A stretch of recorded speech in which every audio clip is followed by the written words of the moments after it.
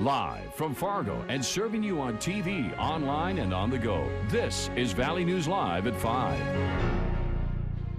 We know that phenylfentanyl has made its way into our local school districts, Cheyenne High School and West Fargo High School. Local officials are asking for your help, saying you need to find out if your kids are doing drugs. Thanks for joining us. Andrea has the night off. Fentanyl is an extremely dangerous drug. You can simply die from coming into contact with it, and it's being used in local classrooms across the valley. West Fargo officials wouldn't comment on any recent overdoses from the drug, but they say they know students are using and selling it in the schools. Valley News Team's crime and safety reporter Nicole Johnson shows us what you need to be doing to protect your kids. This drug does not discriminate. Users can be from any background, family setting, and can be of any age. This is what it looks like. Students are mixing fentanyl with water, putting it in nasal spray bottles and inhaling it. Discuss the warning signs to look for in their friends or classmates. If all of a sudden your child who has never had an allergy in his life and is starting to use the Dristan or whatever the nasal spray is, have a conversation with your child. And if they start acting different, that's a sign something's up.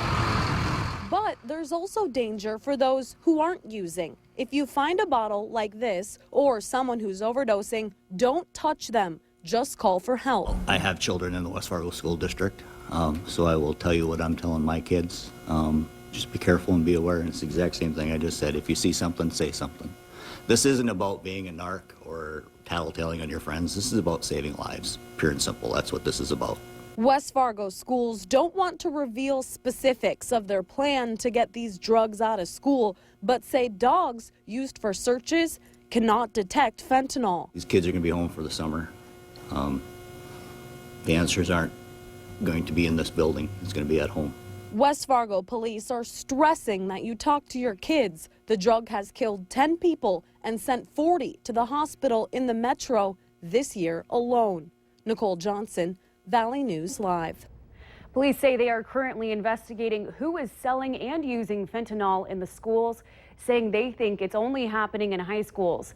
They didn't want to go into details about arrests or overdoses, but say no students have died from using this drug. A man suspected in 3 shootings that left at least 3 people dead just outside of Washington, D.C. is now in custody. Authorities in Montgomery County, Maryland, say they arrested 62-year-old Eulalio Tordell today. Police say the shooting started Thursday in Prince George's County, Maryland, when Tordell allegedly killed his estranged wife outside a high school. A Good Samaritan who tried to stop the attack was wounded. The shootings continued today as a woman was killed outside a grocery store, while 1 person was killed and 2 others wounded outside a mall. The relationship between the suspect and the victims today, we don't know. I mean, at this point, we don't know of any connection, but that's still very early on in the investigation. That's certainly something that we're looking at. The suspect was placed on administrative leave in March for his job with the Federal Protective Service, where he worked as a law enforcement officer. The agency says it put Tordell on leave after protective order was issued against him.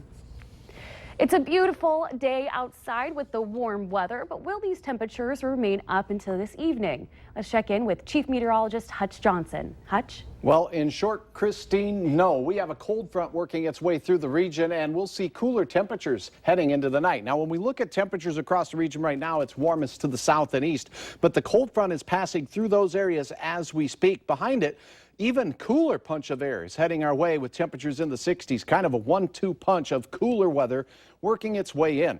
Here's a look at along those 2 different boundaries. We're seeing thunderstorms making their way through the Duluth area and a line of showers in Lake of the Woods County that's spreading back towards Pennington County. Some thunder and lightning in parts of eastern South Dakota as well. So some sprinkles in northern Beltrami and Lake of the Woods County over the next hour or 2.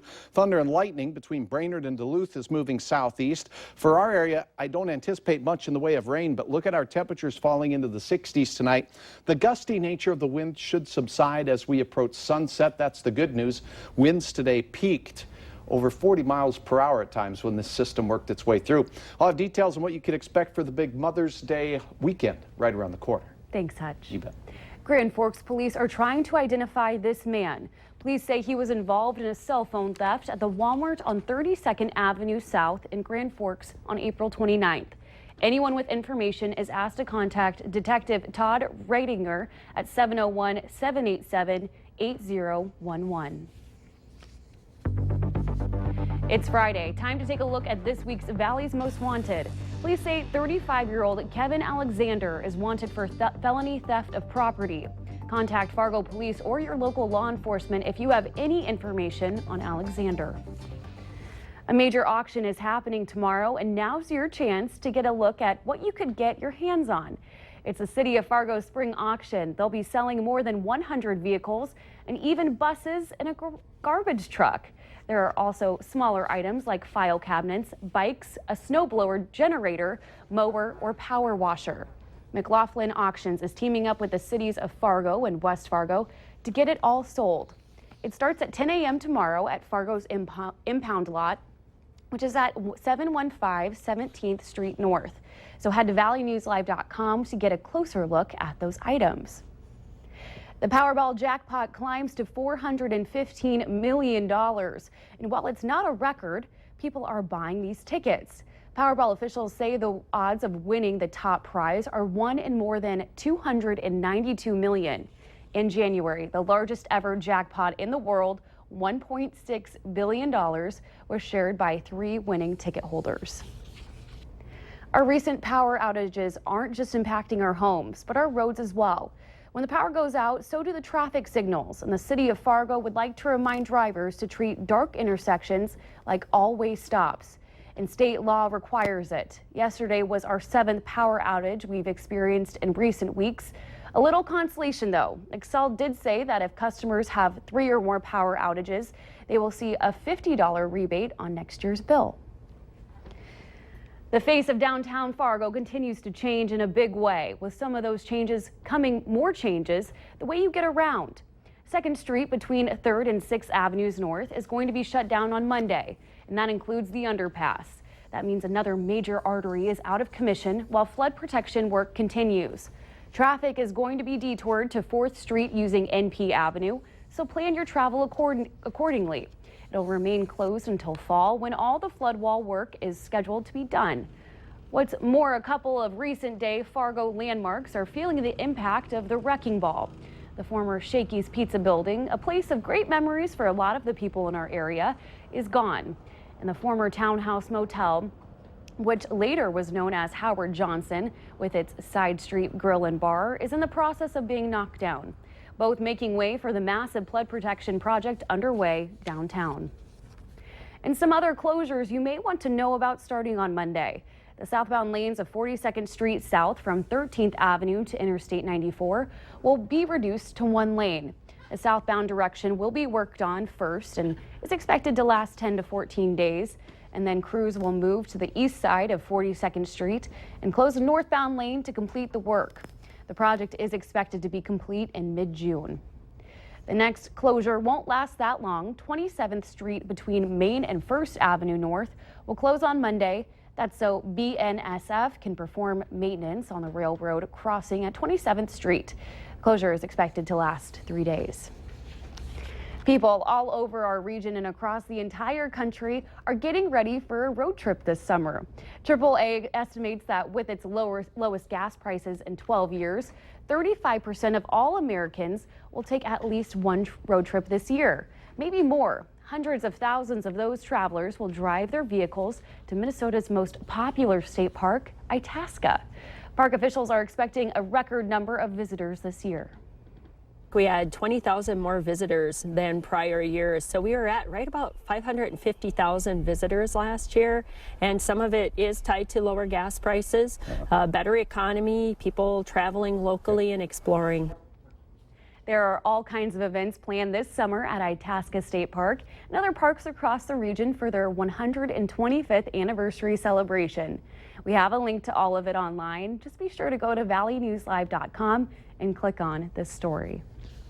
And if you're looking for another fun family destination, the Valley Today's Christy Larson showed us the sights at Medora for the first of our Traveling the Dakotas series. Now, this trip combines education, entertainment, and adventure all in one. The 51-year-old running musical has a setting like no other, using the Badlands as a backdrop.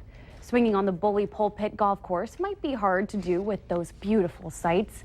And the Theodore Roosevelt National Park provides families a place to see the sights of North Dakota before people were even around.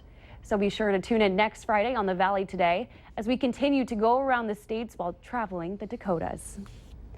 And still ahead tonight, you may want to triple check those sunflower seeds you're eating. A food supplier based out of Crookston, Minnesota has issued a nationwide recall.